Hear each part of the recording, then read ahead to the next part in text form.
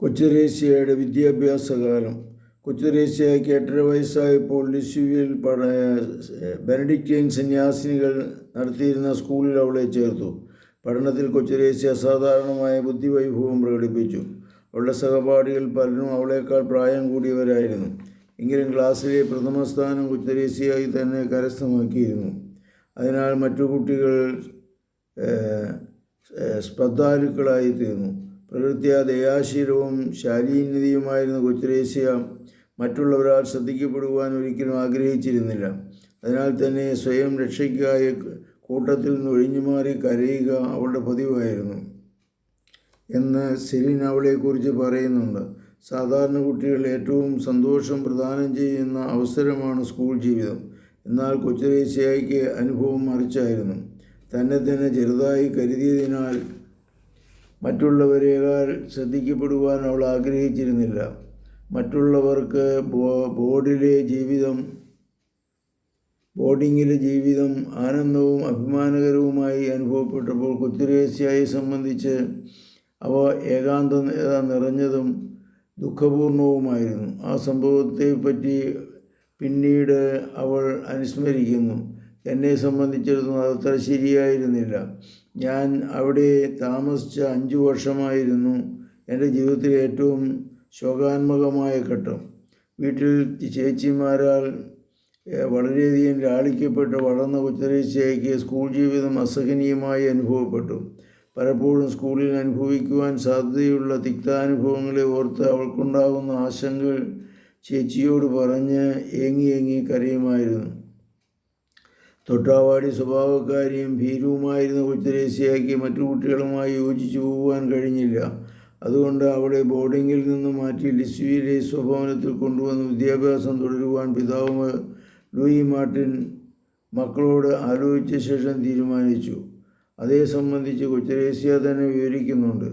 ആ വർഷത്തിൻ്റെ അവസാനത്തിൽ സെലിൻ ചേച്ചി പഠനം പൂർത്തിയാക്കി വീട്ടിലേക്ക് മടങ്ങുകയും പാവം കൊച്ചുത്രേസ്യ തനിച്ചു പോകാൻ നിർബന്ധിതയാകുകയും ചെയ്തതിനാൽ ഞാൻ രോഗബാധിതയായി.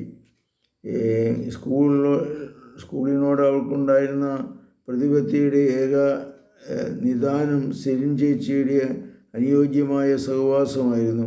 കൊച്ചുത്രേസ്യയ്ക്ക് ചേച്ചിയെ കൂടാതെ അവിടെ തുടരുക സാധ്യമല്ലാതായി തീർന്നു. ഇങ്ങനെ 13-ാം വയസ്സിൽ ഞാൻ സ്കൂൾ വിടുകയും മാഡം പപ്പീനോയുടെ വീട്ടിൽ പോയി ആഴ്ചയിൽ പല ട്യൂഷൻ ക്ലാസ്സുകൾ പഠിച്ചുകൊണ്ട് അധ്യയനം തുടരുകയും ചെയ്തു. അവൾ വളരെ ഗുണവതിയും നല്ല പണ്ഡിതയുമായിരുന്നു. ഒഴിവു ദിവസങ്ങളിൽ തൻ്റെ അമ്മാവൻ്റെ പുത്രി മരിയ ഗ്വരീനോടൊപ്പം സമയം ചെലവഴിക്കാനായിരുന്നു കൊച്ചുത്രേസ്യയ്ക്ക് താല്പര്യം. മരിയ ഗ്വരീനയോടുള്ള ചില വിനോദങ്ങളിലും അവൾ തന്മയത്വം പ്രകടമാക്കിയിരുന്നു.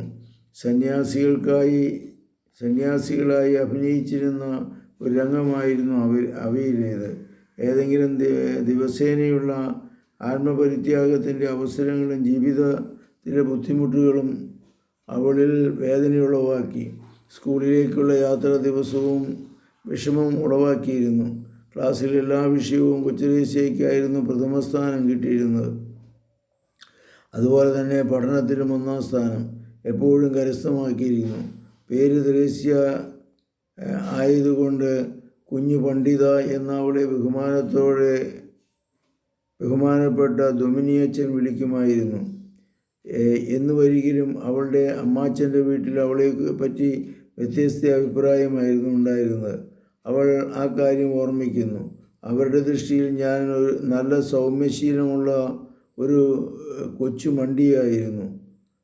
ഹൃദ്യമായ വിവേചനാശക്തി ഉണ്ടെങ്കിലും തൻ്റെ ഇടവും കാര്യശേഷിയും ഉള്ളവളായിട്ടാണ് അവൾ തന്നെ കരുതിയിരുന്നത്. കൊച്ചുത്രേസ്യ ഈ പ്രകൃതിയിലെ എല്ലാ വസ്തുക്കളെയും സ്നേഹിച്ചു. പുഷ്പങ്ങളും മലകളും അരുവികളും മന്ദമാരുതനും പാറിപ്പറക്കുന്ന പക്ഷികളും അവരെ സംബന്ധിച്ച ദൈവസാന്നിധ്യത്തിൻ്റെ അടയാളമായിരുന്നു. അവൾ എഴുതി, പ്രകൃതിയുടെ സകല സൗന്ദര്യങ്ങളും എന്നെ വശീകരിക്കുകയും എൻ്റെ ആത്മാവിനെ സ്വർഗത്തിലേക്ക് ഉയർത്തുകയും ചെയ്തു.